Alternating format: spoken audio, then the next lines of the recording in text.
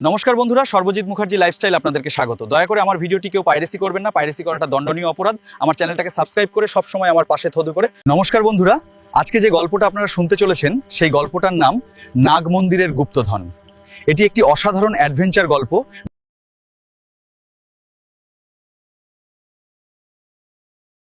আমি এখন চলেছি নাগমণি খুঁজতে, নাগ দেবতার নাগমণি গুপ্তধন খুঁজতে।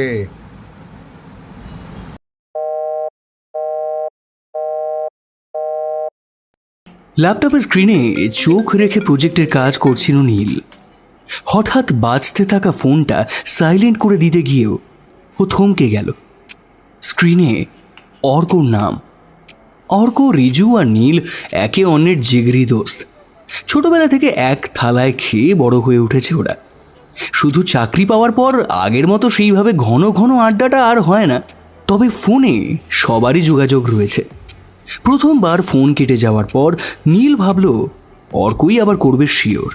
নীলের ভাবনাকে সত্যি করে অর্ক ফোন করতেই দ্বিতীয়বার এক রিংয়েই ফোনটা ধরে ফেলল সে। হ্যালো, হ্যাঁ বল ভাই, কি খবর তোর? হ্যাঁ, খবর আমার না তোর। নতুন অফিসে ঢুকে তো সব ভুলেই গেলি। আমাদের চায়ের আড্ডা, বন্ধু বান্ধবদের সবাই মিলে হই হই করে বেরিয়ে যাওয়া, সেসব তো একেবারে গুলে খেয়ে নিয়েছো গুরু। আরে না না, তুই তো জানিস গত কয়েক মাসে কাজের প্রেশারটা একটু বেশি ছিল, তাই তবে ইদানিং ওয়ার্কলোড একটু কমেছে। আমি ভাবছিলাম আজকালের মধ্যে সবাই মিলে যদি একদিন একটু বসা যায়। বেশ, তাহলে আর দেরি কেন? কালকে নয়, আজকেই। শোন, আজ সন্ধ্যের পরে অফিস থেকে ফেরার পথে আমার বাড়িতে চলে আসিস। আমি রিজুকেও ফোন করেছি, ও আসছে।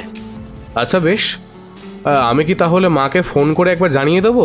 মানে তোর বাড়িতে গেলে তো কাকিমা আবার ডিনার না করিয়ে ছাড়ে না, তাই একবার জানিয়ে দিই এখন। হ্যাঁ একদম, এখানেই ডিনার করবি, আয়। ওকে বস, নে ফোনটা রাখ, আমি ঠিক সময় পৌঁছে যাব। সন্ধ্যে 7টার দিকে অর্কর ভবানীপুরের ফ্ল্যাটে পৌঁছে গেল রিজু আর নীল। সেখানে পৌঁছানোর পর অর্কর মা বলল, কত মাস পরে তোরা এলি রে, বস সবাই। আমি তোদের জন্য বাড়িতে হোয়াইট পাস্তা বানিয়েছি, নিয়ে আসছি। আর বলে এসেছিস তো রাত্রে সকলে এখান থেকে খেয়ে যাবি। হ্যাঁ গো কাকিমা, আমি মাকে জানিয়ে এসেছি। বলে অর্কর মায়ের পা ছুঁয়ে প্রণাম করল রিজু। এরপর অর্কর ঘরের দরজা ঠেলতেই একটা গুমোট হাওয়া তার গায়ে লাগলো। ঘরের আলো নেভানো, জানলার পর্দার আড়াল থেকে রাস্তার দিকে এক দৃষ্টি তাকিয়ে আছে অর্ক। ওদেরকে ঢুকতে দেখেই সে চমকে উঠল। তারপর দ্রুত হাতে ছিটকিনি তুলে দিল দরজার। এই কি ব্যাপার বলতো, এরকম অদ্ভুত বিহেভ করছিস কেন? কিছুই তো বুঝতে পারছি না। হ্যাঁ, আমাকেও বললি রাতে ডিনারের নেমন্তন্ন, কিন্তু বিষয়টা কি? আমার মনে হচ্ছে তুই আমাদের দুজনের থেকে কিছু লুকোচ্ছিস। আস্তে আস্তে আস্তে আস্তে কথা বল। ওই জানলার পাশে দেখ, টুপি মাথায় দিয়ে একজন লোক দাঁড়িয়ে আছে, দেখেছিস? হ্যাঁ, আমি তোদের বাড়িতে ঢোকার আগে ওই ভদ্রলোককে লক্ষ্য করেছিলাম। ট্যাক্সি টাকার জন্য দাঁড়িয়েছিলেন। না নীল, উনি শুধু ওই সময় দাঁড়িয়েছিলেন না, উনি গত 4 দিন ধরে এভাবেই বিভিন্ন সময় বিভিন্ন পোশাকে আমার বাড়ির চারপাশে ঘুরঘুর করছেন। কি তোদের উপর নজর রাখছে নাকি? দেখি তো লোকটাকে। শার্টের হাতা গোটাতে গোটাতে জানলার দিকে এগোচ্ছিল রিজু। রিজু রিজু রিজু শোন, সব জায়গাটা মস্তানি করার জন্য নয়, কিন্তু মস্তানি করার জন্য তোদের ডাকিনি। কিন্তু কেউ রেকি করছে বলে আমি ঘাবড়ে যাবো, এটা ভাবারও কোনো কারণ নেই। তোরা তোদের বন্ধুকে এই চিনলি? ভুলে গেলি একসময় আমরা একটা এনজিও খুলেছিলাম, আর তারপর কত মানুষের সাহায্য করতাম। তাছাড়া একসময় কত হন্টেড বাড়িতে গিয়ে একসঙ্গে রাত কাটিয়েছি, কত চোর ধরেছি, শখের বসে গোয়েন্দাগিরিও করেছি। হ্যাঁ, সব মনে আছে ভাই, কিন্তু আমি আর নীল দুজনেই বুঝতে পারছি না যে কেন তুই আমাদের ডেকেছিস। দেখ, তুই মুখে যতই বলিস আড্ডার কথা, কিন্তু আমি খুব ভালো করেই বুঝতে পারছি তুই কিছু একটা আমাদের থেকে লুকোচ্ছিস। এমন কিছু একটা ঘটেছে যেটা নিয়ে আলোচনা করার জন্যই আমাদেরকে ডেকে পাঠানো হয়েছে, আর সেই জন্যই তুই ঘরের দরজাটা বন্ধ করে দিলি, ঠিক যেমনটা এর আগে আমরা যখন শখের গোয়েন্দাগিরি করতে বেরোতাম তখন করতিস। কি ঠিক বললাম তো? অর্কর গম্ভীর মুখটা বুঝিয়ে দিল রিজুর অনুমান এক বর্ণও মিথ্যে নয়। হ্যাঁ, আচ্ছা শোন, তোদেরকে বলেছিলাম মনে আছে আমার জেঠুর কথা? হ্যাঁ, তোর জেঠু অবিনাশ চৌধুরী বিখ্যাত প্রত্নতাত্ত্বিক। তুই ওনার জীবনের অনেক রোমাঞ্চকর অভিযানের গল্পই তো বলতিস। তাছাড়া কলেজ লাইফে আমি আর রিজু ওনাকে 2-1 বার দেখেওছি। যাই হোক, জেঠু তো বিয়ে থা করেননি, পুরো জীবনটাই খনন কার্য, প্রাচীন পুঁথি আর ইতিহাসের সন্ধানেই বাইরে বাইরে কাটিয়ে দিয়েছেন। প্রায় বছরখানেক আগে অত্যন্ত গোপনীয় একটা প্রজেক্টের খোঁজে তিনি বেরিয়ে যান। আমরা সেভাবে ওনার কোনো খোঁজই পাচ্ছিলাম না। মাঝে মাঝে শুধু দু একটা চিঠি আসতো। জানিস তো, এই স্মার্টফোনের যুগেও জেঠু চিঠি লিখতেই বেশি স্বচ্ছন্দ ছিলেন। আবার কখনো মনে হতো নিজের সিকিউরিটি আর গোপনীয়তা বজায় রাখতেই হয়তো তিনি চিঠির সাহায্য নিতেন। যখনই কোনো জায়গা ছাড়তেন সেখান থেকে একটা চিঠি পোস্ট করে দিতেন। এটাই ছিল ওনার বরাবরের অভ্যাস। অর্ক সামান্য থামল। নীল আর রিজু রুদ্ধশ্বাসে শুনছে। কিন্তু কয়েক মাস আগে হঠাৎ একটা ফোন আসে, বুঝলি। ফোনটা জেঠু করেননি, করেছিলেন জেঠুর এক বিশ্বস্ত সহকারী। তিনি সেই সময় ওনার সাথেই ছিলেন। তার গলাতেই চরম আতঙ্ক ছিল। জানতে পারি জেঠু একটা বিশেষ আর অত্যন্ত গোপন কাজে উত্তর ভারতের কোনো এক দুর্গম এলাকায় গিয়েছিলেন। সেখানে গিয়ে তিনি মারাত্মক অসুস্থ হয়ে পড়েন। ঘোরের মধ্যে বারবার শুধু বাবাকে খুঁজছিলেন। বাবা যেন যত তাড়াতাড়ি সম্ভব সেখানে পৌঁছান। খবরটা পেয়েই বাবা মা রাতের ফ্লাইট ধরে সেখানে ছোটেন, কিন্তু জেঠুর সঙ্গে তাদের আর কথা হয়নি। বাবা মা যখন পৌঁছান, জেঠুর তখন শেষ মুহূর্ত। মৃত্যুর ঠিক আগে কাঁপা কাঁপা হাতে জেঠু শুধু একটা পুরনো ডায়েরি বাবার হাতে তুলে দিতে পেরেছিলেন। ব্যাস, তারপরেই সব শেষ। তারপর জেঠুর সমস্ত শ্রাদ্ধ শান্তি মিটিয়ে গত 4 দিন আগে বাবা আর মা বাড়ি ফিরেছেন। কিন্তু ফেরার পরই পরপর দুটো ভয়ঙ্কর খবর আসে, জানিস। এক, জেঠু উত্তর ভারতে যে বাড়িটায় ভাড়া থাকতেন সেখানে ভয়ঙ্করভাবে লুটপাট চালানো হয়েছে। তন্ন তন্ন করে কিছু একটা খোঁজা হয়েছে, জানিস। আর 2, জেঠুর যে সহকারী শেষ মুহূর্ত পর্যন্ত ওনার পাশে ছিলেন, তার গতিবিধির ওপর নজরদারি চালিয়ে অত্যন্ত সুপরিকল্পিতভাবে তাকে খুন করা হয়েছে। এসব কি বলছিস ভাই? এসব তো টিভিতে শুনেছি। জেঠুর সঙ্গে এত কিছু হয়ে গেছে, আর জেঠুর বন্ধুও কিনা। হ্যাঁ, পুলিশের লোক খুনিকে খুঁজছে, কিন্তু এখনো পর্যন্ত কোনো হদিশ পাওয়া যায়নি। তারপর গল্প এখানেই শেষ নয়। বাবা বাড়ি ফিরে জেঠুর ডায়েরিটা খুলে দেখেন, পুরো ডায়েরি জুড়ে শুধুই কবিতা লেখা। আমি একটু আধটু লেখালেখি করি বলে ডায়েরিটা বাবা আমার হাতেই দিয়ে দেন। আর বিশ্বাস কর, যেদিন থেকে ডায়েরিটা আমার ঘরে এসেছে ঠিক সেদিন রাত থেকে ওই টুপি পরা লোকটাকে বাড়ির আশেপাশে ঘুরঘুর করতে দেখছি। এর মধ্যে আমার ঘরে একবার চুরিও হয়ে গেছে। জিনিসপত্র ঘাঁটাঘাঁটি করা হয়েছে, কিন্তু দামি কিছু খোয়া যায়নি। আমি তো নিশ্চিত ওই লোকগুলো জেঠুর এই ডায়েরিটার জন্যই মরিয়া হয়ে উঠেছে। এই এক সেকেন্ড, তুই কি বলছিস বলতো অর্ক? আমি কিছুই তো বুঝতে পারছি না। জেঠুর ডায়েরির জন্য কেন চুরি হবে? তুই তো বললি ওটা কবিতার ডায়েরি। তাহলে এই নীল, কথার মাঝখানে না থামিয়ে ওকে পুরো কথাটা বলতে দে। তুই বল অর্ক, বল। তোর কি মনে হচ্ছে ডায়েরিটা মহামূল্যবান কিছু? কোনো দুর্মূল্য রত্ন রয়েছে ওর মধ্যে? দুর্মূল্য রত্ন রয়েছে কিনা বলতে পারবো না। তোরা পড়লে হয়তো বুঝতে পারবি। নে দেখ ভালো করে। নীল আর রিজুর হাতে ডায়েরিটা তুলে দেওয়ার আগে অর্ক বাইরের জানলা দুটো বন্ধ করে দিল। নীল দেখল একটা লাল রঙের ভেলভেটের ডায়েরি। ভিতরে লেখা আছে, কবিতা যার পছন্দ সে খুঁজে নেবে ছন্দ। আরে বাস, আমার তো মনে হচ্ছে জেঠু খুব ভেবেচিন্তেই এই লাইনটা লিখে গেছেন। উনি ভালো করেই জানতেন যে তুই কবিতা ভালোবাসিস। হ্যাঁ, আমারও তাই মনে হচ্ছে। জেঠু ডায়েরিটা আসলে আমার জন্যই সাংকেতিকভাবে লিখে গেছেন। নে দেরি করিস না, পাতাটা খোল। কিন্তু ডায়েরিটা খোলার আগেই ঘরের বাইরে খটখট আওয়াজ শোনা গেল, আর পাওয়া গেল অর্কর মায়ের গলা। দরজা বন্ধ করলি কেন? কফি নিয়ে এসেছি তো। কফিটা নিয়ে কতক্ষণ দাঁড়িয়ে থাকবো বাইরে? যাচ্ছি মা। অর্ক তড়ি ঘড়ির ছিটকিনি খুলে দিল। কফি আর পকোড়াটা দিয়ে গেলাম, খেয়ে নে গরম থাকতে থাকতে। তারপর বরং হোয়াইট পাস্তা দিচ্ছি। কাকিমা, তুমি না দারুণ রান্না করো, বিশ্বাস করো, অসাধারণ। কেন রে নীল, তোর মাই বা এমন কি খারাপ রাঁধে রে? আচ্ছা, কফিটা ঠান্ডা হওয়ার আগে খেয়ে নে, তারপর যত খুশি আড্ডা দে। অর্কর মা বেরিয়ে যেতেই অর্ক আবার সযত্নে ঘরের দরজাটা বন্ধ করে দিল। নীল এবার গভীর মনোযোগ দিয়ে ডায়েরিটা খুলল। ডায়েরিতে ছন্দ আকারে লেখা আছে বেশ কিছু কবিতা। তার মধ্যে বেশ কিছু কবিতা রয়েছে যার কোনো অর্থ নেই। এমনই মনের শখে লেখা প্রেম বিরহের কবিতা, কোনোটা আবার তালগাছকে নিয়ে লেখা কবিতা, কোথাও আবার রবি ঠাকুরের কবিতা কোট করে লেখা রয়েছে, কোথাও জীবনানন্দ, আবার কোথাও নজরুল। ডায়েরির বেশ আরে, কিছু পাতা এতে তো পড়ে কিছু নেই ফেলার ভাই। পর এত অধৈর্য হলে চলবে?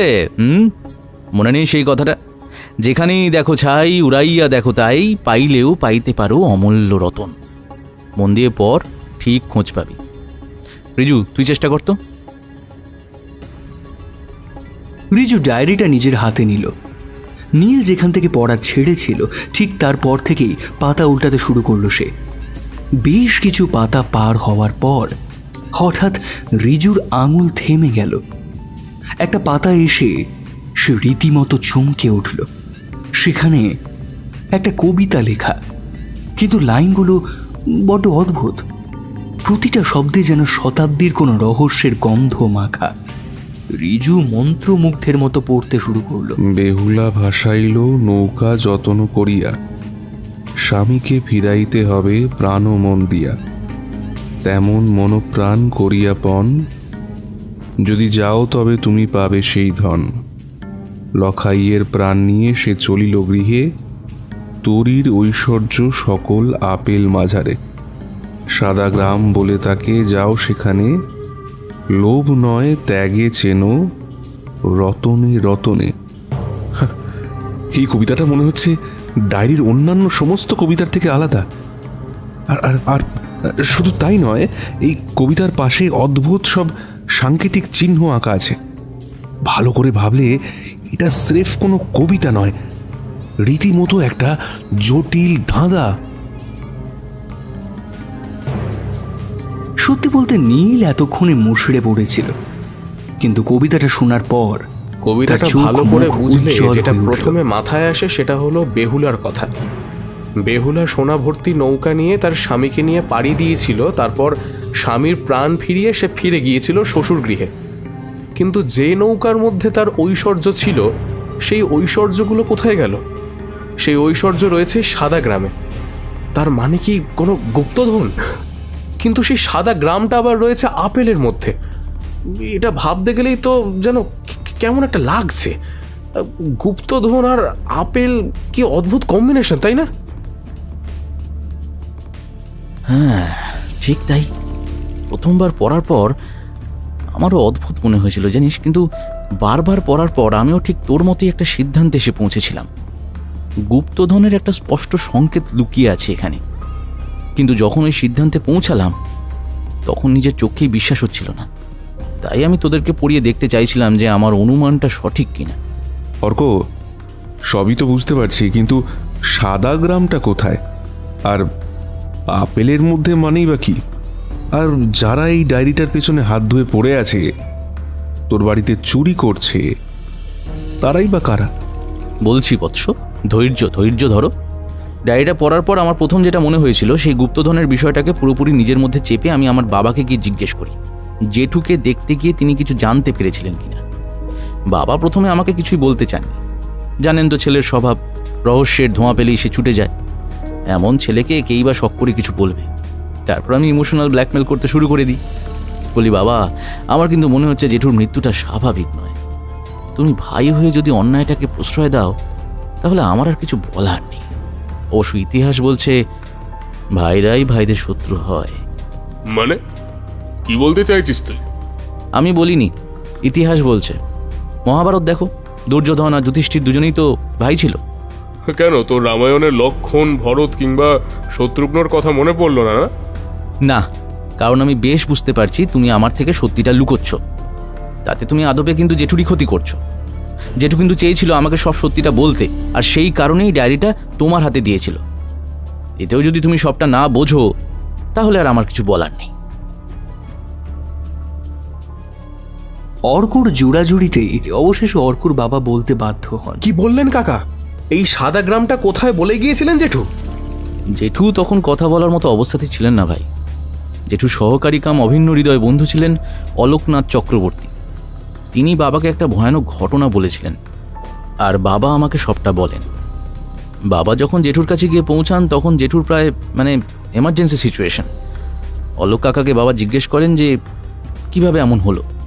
তখন অলোক কাকা বলেন, দেশের জন্য যারা কাজ করে তাদের এর থেকে অনেক বেশি কষ্ট সহ্য করতে হয়। জেঠুর মতো যদি তারও কিছু হয়ে যায়, তাই তিনি বাবাকে সেদিন সবটা বলেছিলেন। জেঠু আর অলোক কাকা দুজনেই মিলে প্রাচীন ঐতিহাসিক একটি সাংকেতিক লিপি পেয়েছিলেন, যেটা জেঠু পাঠোদ্ধার করেছিলেন। সেই লিপি পাঠোদ্ধার করেই তারা গিয়ে পৌঁছেছিলেন নেপালে। তবে নেপালের ঠিক কোথায় সেই স্থানটা, সেটা জেঠু তার বন্ধুকেও বলে যাওয়ার সময় পাননি। তার আগে বিষাক্ত তীর ছুঁড়ে জেঠুকে আঘাত করা হয়। জেঠু অসুস্থ হয়ে পড়লে অলোক কাকার উপরেও অতর্কিত কয়েকবার হামলা হয়। অসুস্থ জেঠুকে নিয়ে অলোক কাকা তখন বাধ্য হয়ে উত্তরবঙ্গে ফিরে আসে এবং বাবাকে ফোন করে। কিন্তু ভাই, জেঠু আর অলোক কাকার ওপর কারা হামলা করেছিল? খুব দামি প্রশ্ন করেছিস। জেঠু যখন অসুস্থ সেই সময় অলোক কাকা জানতে পারেন যে তাদের পিছনে পড়ে রয়েছে একজন কুখ্যাত আন্তর্জাতিক মাফিয়া, সুমিত রঞ্জন। প্রাচীন ধনরত্ন এবং ঐতিহাসিক প্রত্নতাত্ত্বিক জিনিস বিদেশে পাচার করাই তার কারবার। নেপালে যাওয়ার সময় সেই গাইডের সাহায্যে তারা গিয়েছিলেন। সেই গাইডই প্রকারান্তে ওই মাফিয়া চক্রের লোক ছিল। জেঠু সেটা ঠিক বুঝতে পেরে শেষ মুহূর্তে নির্দিষ্ট স্থানে না গিয়ে নিজের গন্তব্য বদলে অন্য একটা জায়গায় চলে যান। মাফিয়া চক্র সেটা বুঝতে না পেরে জেঠুর উপর আক্রমণ করে। পরে তারা ভুল বুঝতে পেরে আবার জেঠু আর অলোক কাকাকে খুঁজতে শুরু করে। তারপর তো জানিসই, জেঠু মারা যাওয়ার পর অলোক কাকাকেও খুন করা হয়। আর এখন ওই মাফিয়ারা আমাদের বাড়ির ওপর নজর রাখছে, স্রেফ এই ডায়েরিটার জন্য। আমি তো ভাবতেই পারছি না। কিন্তু অর্ক, রিজু, এই বেহুলার সে গুপ্তধন কোথায় রয়েছে? নেপাল তো আর এইটুকু জায়গা নয় যে চাইলেই সেখান থেকে বার করা যাবে। এই ধাঁধাটা ভালো করে পড়লেই বুঝতে পারবি। আচ্ছা, নেপালের মধ্যে সাদা গ্রাম আর আপেলের দেশ কোন জায়গাকে বলা হয় জানিস? অর্ক, আমার মাথায় কিছু আসছে না ভাই। আমি জানতাম তুই যে অধৈর্য। রিজু, তুই চেষ্টা কর তো। নেপালের মধ্যে সাদা গ্রাম বলে বিখ্যাত মারফা। এই হ্যাঁ তো, আর মারফাকে তো অ্যাপেল ভিলেজও বলে। হ্যাঁ ঠিক তো। হ্যাঁ, তবে এইবার মাথা খুলেছে। কিন্তু ভারতের বাইরে ওই সম্পদ নেপালে কেন রয়েছে? সেটা পরের পাতার কবিতাটা পড়লেই বোঝা যাবে। পাতা উল্টা দেখ। নীল পাতা উল্টাতেই দেখল সেখানে লেখা, তন্ত্র মতে এক তান্ত্রিক তন্ত্র করিয়া ভারত হইতে একটি রত্ন রাখিল লুকিয়া, শক্তির আধার তার নীলমণি কহে, নাগেরা পাহারা দেয় গুম্ফার ভিতরে। তার মানে তান্ত্রিক ক্রিয়া করার জন্য কেউ ওই রত্ন ব্যবহার করত, আর তারপর সেটিকে নেপালের কোনো একটা গোপন গুম্ফার মধ্যে লুকিয়ে রেখেছে, তাই তো? আমারও তাই মনে হচ্ছে। আর গুম্ফাটা পাহারা দিচ্ছে নাগেরা, মানে সাপেরা। কি নীল, তাহলে অফিস থেকে ছুটি মিলবে তো? এমনিতে হয়তো মিলতো না, কিন্তু প্রশ্ন যখন নেপালে গুপ্তধন খোঁজার, তখন ছুটি ম্যানেজ হয়ে যাবে, চাপ নেই। তুই বরং ফ্লাইটের টিকিটগুলো কেটে রাখ, আমি ছুটির অ্যারেঞ্জ করছি। দেখ, দরজার বাইরে আবার কাকিমা ডাকছে, খুলে দে। খাবার নিয়ে চলে এসেছে মনে হয়। অর্ক দরজাটা খুলে দিল। সকলে মিলে হই হই করে সেই রাতে ডিনার সেরে যে যার মতো বাড়ি ফিরে গেল। কিন্তু গল্পটা এখানেই শেষ হলো না। পরদিন সকালে অর্ক ফোন করে নীলকে এক ভয়ানক খবর দিল। নীল, গত রাত্রে আমার বাড়ি থেকে ডায়েরিটা চুরি হয়ে গেছে। কি কি বলছিস অর্ক? হ্যাঁ। তাহলে এখন কি হবে? নীলের গলায় স্পষ্ট হতাশা। অর্কর কণ্ঠে ইস্পাতের মতো কঠিন জেদি জবাব হতাশার আকাশে বিদ্যুৎ সঞ্চার করল। কি আবার হবে? আমরা যাব, সবটা তো মাথায় গেঁথেই নিয়েছি। ও নিয়ে চিন্তা করিস না। আমার শুধু একটাই চিন্তা, নেপালে তো যাব, কিন্তু একজন নেপালি ভাষা জানা লোক হলে খুব ভালো হতো জানিস। এই গাইড ছাড়া ওই দুর্গম মারফায় কি করে যাব বলতো? আর গাইড হিসেবে যাকে নেব সে যদি মাফিয়া সুমিত রঞ্জনের লোক হয়, তাহলেও তো বিপদ। আহা, আরে এটা কোনো সমস্যা নয়। আমার পরিচিত একজন আছে, নাম সায়ন, সিকিউরিটি গার্ডের কাজ করে, নেপালি ভাষা জানে এবং আমার খুব ভালো বন্ধু। আমি বরং ওকে বলছি, দাঁড়া। কিন্তু ওকে কি সবটা খুলে বলা ঠিক হবে? না, এখন সবটা বলার দরকার নেই। শুধু বলবো নেপালে ট্রেকিংয়ে যাব, পরে সময় ও সুযোগ বুঝে সবটা বলা যাবে। ওকে সঙ্গে নেওয়ারও আরও একটা কারণ হলো ও প্রচণ্ড সাহসী, বুঝলি তো? তুই ফোনটা রাখ, আমি সায়নের সঙ্গে একবার যোগাযোগ করে আসি। নেপালে যাওয়ার তোড়জোড় শুরু হয়ে গেল। কিন্তু সব প্রস্তুতির মধ্যেও জেঠুর ডায়েরি চুরি যাওয়ার ধাক্কাটা তিন বন্ধুর মনে এমন একটা চাপা দুশ্চিন্তার ছায়া ফেলে রেখেছিল যে কেউই কিছু সঠিকভাবে ভাবতে পারছিল না। ঠিক 1 সপ্তাহের মাথায় ওরা রওনা দিল নেপালের উদ্দেশ্যে। তবে নেপালে পাড়ি দেওয়ার আগে অর্ক একটা জরুরি কাজ সেরে নিয়েছিল।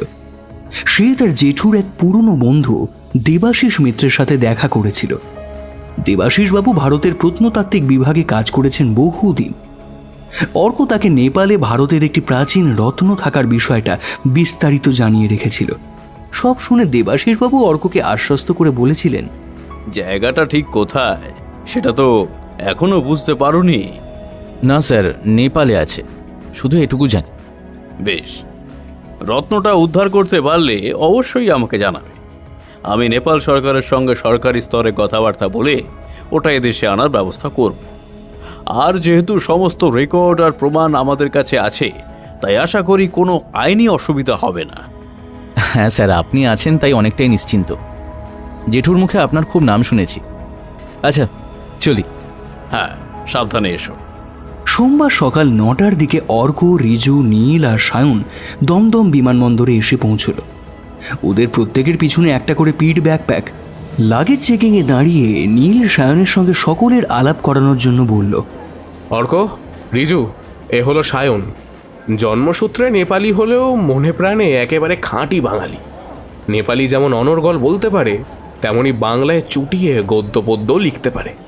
নেপালে কোথায় থাকবো, কিভাবে ঘুরবো, ওই সব ঠিক করেছে। অর্কও হাত বাড়িয়ে দিল।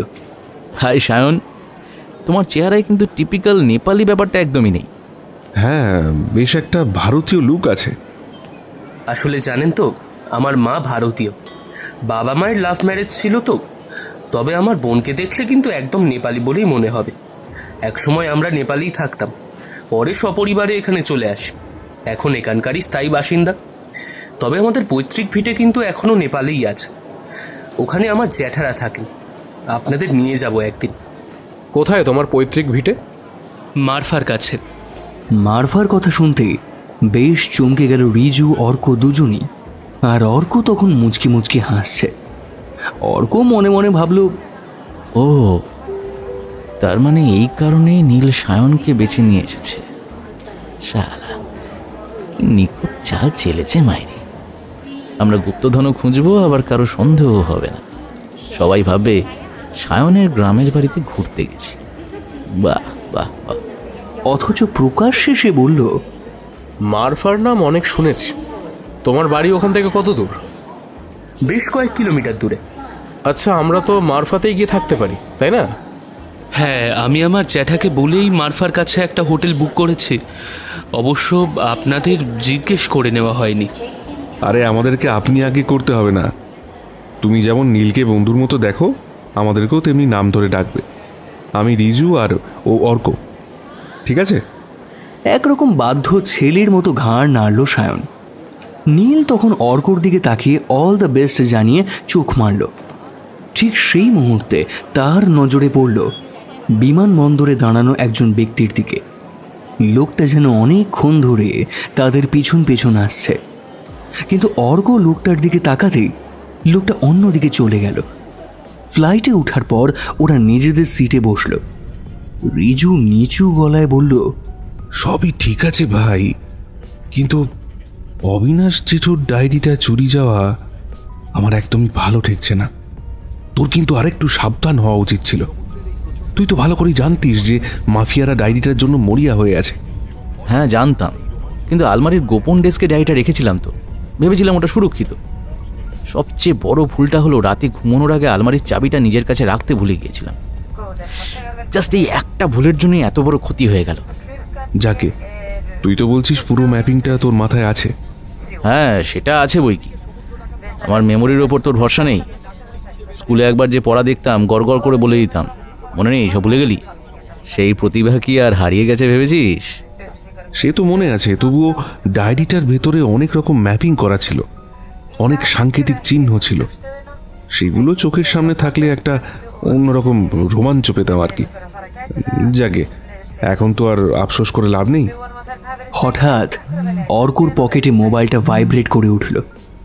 নীল টেক্সট করেছে। অর্ক বেশ অবাক হলো। নীল তো সায়নের সাথে একটু সামনের দিকে সিটেই বসে আছে, তাহলে টেক্সট কেন?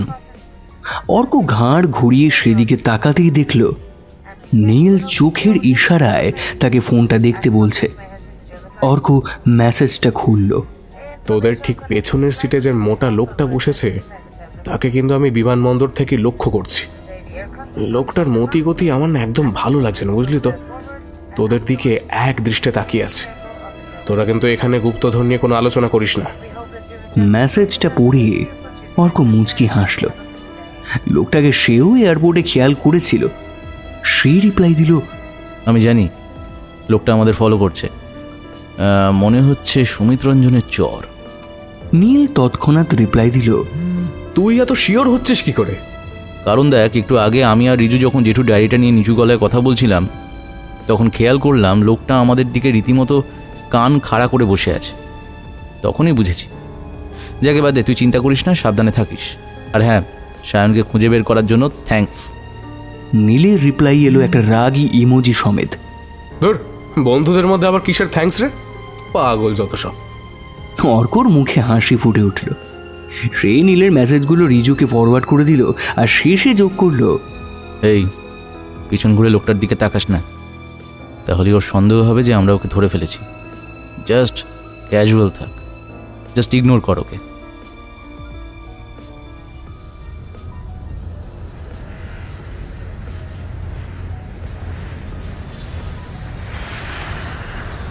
কলকাতা থেকে কাঠমান্ডু যাওয়ার ফ্লাইটটা যখন মেঘের উপর দিয়ে ডানা মেলল তখন জানালা দিয়ে নিচে তাকালে মনে হচ্ছিল যেন কোনো মায়াবী শ্বেত শুভ্র চাদর পাতা। পাক্কা 2 ঘন্টার আকাশপথ পেরিয়ে যখন নেপালের মাটি ছুঁল ফ্লাইট, তখন কাঠমান্ডুর আকাশটা পরিষ্কার নীল। তবে বিমানবন্দর থেকে বেরোতেই ট্যুরিস্ট বাসের ব্যস্ততা আর সেই সঙ্গে পাহাড়ি হাওয়ার একটা হালকা গন্ধ তাদের নাকে এলো। কিন্তু অর্ক, নীল আর রিজু কেউই শান্তি পেল না। বাসে ওঠার ঠিক আগের মুহূর্তে খেয়াল করলো বিমানবন্দরের সেই মোটা সোটা লোকটাও বাসে উঠতে দেখা যাচ্ছে। লোকটা যদিও নিজেকে আড়াল করে রাখার আপ্রাণ চেষ্টা করছিল, কিন্তু তার ছটপটে দৃষ্টি আর সন্দেহের অবকাশ রাখা গতিবিধি ওদের বুঝিয়ে দিল ওরা নজরবন্দি। তাই খুব সাবধানে প্রত্যেকটা পা ওদের মেপে মেপে ফেলতে হবে। পোখরা পর্যন্ত 7 ঘন্টার বাস যাত্রা। আঁকা বাঁকা পাহাড়ি রাস্তা, একপাশে আকাশ ছোঁয়া পাহাড় আর অন্য পাশে গভীর খাদ। যাত্রাপথের প্রতিটা বাঁকে যেন রোমাঞ্চ লুকিয়ে আছে। পোখরায় পৌঁছে মিনিট কয়েকের বিশ্রাম আর হালকা খাওয়া দাওয়ার পর যখন ছোট বিমানে জমসমের দিকে রওনা দিল ওরা, তখন সূর্য ডুবু ডুবু। জমসমের রানওয়েটা অদ্ভুত। একদিকে ধওলাগিরির বিশাল বরফাবৃত শৃঙ্গ আর অন্যদিকে নীল আকাশ। 20 মিনিট পর বিমান যখন জমসমে ল্যান্ড করলো তখন ঘড়িতে রাত 7:30 বাজতে যায়। পাহাড়ি ঠান্ডায় শরীর শিরশির করে উঠছে। জমসম থেকে মারফার দূরত্ব 8 কিলোমিটার। জিপে করে গেলে 20 থেকে 30 মিনিট সময় লাগে। তবু অর্ক সিদ্ধান্ত নিল যে সে আজকে মারফাতে যাবে না, এই জমসমেই থাকবে। প্রস্তাবটা শুনে সব থেকে বেশি খুশি হলো সায়ন। জমসমে আমার দাদুর বাড়ি, সেখানে গেলেই হয়। বেশ, চলো। কোথায়? এই তো জিপে করে গেলে একটুখানি। কিরে নীল, কি বলিস? হ্যাঁ, আমারও এটাই ঠিক বলে মনে হচ্ছে। নীল বুঝতে পারল পিছনে থাকা মোটা সোটা লোকটাকে ভুল ডাইরেকশন দেওয়ার জন্যই অর্ক ইচ্ছাকৃত জমসমে থাকার সিদ্ধান্ত নিয়েছে। রিজু একটু জোরে জোরে ওই লোকটাকে শুনিয়ে বলল, জমসমে আমাদের এইবার ট্যুরটা একেবারে জমে যাবে। সে আর বলতে। পাহাড়ি একটি নদীর পাশ দিয়ে অর্করা এসে পৌঁছল জমসম উপত্যকায়। এই জমসমকে বলা হয় মুস্তাং জেলার প্রবেশদ্বার। একদিকে বিশাল ধওলাগিরি পাহাড় আর নীলগিরি হিমালয়ের বরফে ঢাকা রূপলি শৃঙ্গ আকাশ ছুঁয়ে দাঁড়িয়ে আছে, আর অন্যদিকে কালীগণ্ডকী নদীর তীরের ধূসর রুক্ষ ও বিশাল উপত্যকা। সমুদ্রপৃষ্ঠ থেকে আনুমানিক 9000 ফুট উঁচুতে অবস্থিত এই পাহাড়ি পাথুরে গ্রামটির পাহাড়ি অন্ধকার আর হাড় কাঁপানো ঠান্ডার মধ্যে ওরা 4 জন যখন জিপ থেকে নামলো তখন অর্ক একবার পিছন ফিরে তাকিয়ে দেখে নিল মোটা লোকটা তখনও সেখানে এসে পৌঁছয়নি। চারপাশে নিস্তব্ধতা আর পাহাড়ের দীর্ঘ ছায়া এক অশরীরী আবেশ তৈরি করে, যা যে কাউকে মুহূর্তের মধ্যে রোমাঞ্চ আর এক অজানা ভয়ের দোলাচলে ফেলে দিতে পারে। অর্ক ভাবল এটাই সঠিক সময়। এখনই নীল আর রিজুকে কিছু সত্যি বলে দেওয়া উচিত। কালো পাথরের তৈরি একটি স্থানীয় দোতলা বাড়ির সামনে দাঁড়িয়ে সায়ন বলল, আচ্ছা, তোমরা এখানে দাঁড়াও, আমি আমার দাদুকে ডেকে আনি। এই বলে ভেতরের দিকে গেল সায়ন। অর্ক একটু এদিক ওদিক তাকিয়ে চাপা স্বরে বলল, এই শোন, তোদেরকে একটা কথা না বললেই নয়। জেঠু ডায়েরিটা আসলে চুরি যায়নি, বুঝলি? আমি হুবহু জেঠুর ডায়েরির মতো একটা ডায়েরি আমার ঘরের মধ্যে রেখে দিয়েছিলাম। আমি এমনটা অনেক আগেই আন্দাজ করেছিলাম রে অর্ক। রিজুকে বলেও ছিলাম, জেঠুর ডায়েরি চুরি যাওয়ায় আমরা যতটা মুষড়ে পড়েছিলাম, তোর মধ্যে তেমন কোনো আভাসটা দেখতে পাইনি, বুঝলি তো? বিমানে বসে যে মিথ্যেটা বলেছিলাম সেটা ওই লোকটা পিছনে ছিল বলেই। হ্যাঁ হ্যাঁ, লোকটা যেভাবে চীনে জোকের মতো পিছনে পড়েছিল, বাপরে বাপ! তাই তখন ওই কথাটা বলতে হয়েছিল, সে নয় বুঝলাম, কিন্তু ডায়েরিটা আসলে কোথায় আছে? ডায়েরিটা আমি রেখেছি। ঠিক সেই সময় সায়ন এগিয়ে এলো ওদের তিনজনের দিকে। দাদু গেট খুলেছে, তোমাদের ডাকছে, ভেতরে এসো। অর্ক সায়নের পিছন পিছন যাওয়ার সময়ও পিছন দিকে তাকিয়ে লক্ষ্য করলো ওই মোটা লোকটা তখনও এসে পৌঁছয়নি। একটা নিশ্চিন্তের শ্বাস ফেলে সে বলল, যাক, তাহলে আমাদের পিছু ছেড়েছে মনে হয়। এতটা নিশ্চিন্ত হওয়ার বোধহয় কিছু হয়নি ভাই। একটু পরেই হয়তো কোনো জিপে করে এখানে চলে আসবে। আমাদের সঙ্গে সঙ্গে এলে আমাদের নজর পড়বে বলে বোধহয় একটু দূরত্ব মেনটেন করে আসছে। আমারও মনে হয় নীল কথাটা ঠিকই বলেছে। যাই হোক, এখন এই বিষয়গুলো একটু ছাড় অর্ক, ভেতরে চল, এমনিতেও ভীষণ খিদে পেয়েছে ভাই। চল।